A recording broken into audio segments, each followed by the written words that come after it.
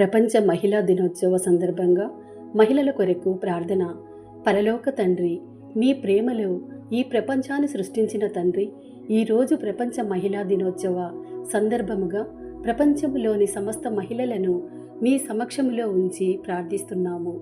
ప్రభువ, తల్లులుగా, సోదరీమణులుగా, కుమార్తెలుగా, సేవకులుగా, ప్రేమతో, త్యాగంతో కుటుంబాలను మరియు సమాజాన్ని నిర్మిస్తున్న మహిళలందరినీ ఆశీర్వదించుము. వారి జీవితాలలో శక్తి, ధైర్యం, జ్ఞానం మరియు సహనాన్ని అనుగ్రహించుము. బాధలు, అన్యాయం, హింసలను ఎదుర్కొంటున్న మహిళలకు మీ రక్షణ మరియు ఆదరణ కలుగునట్లు దయచేయము.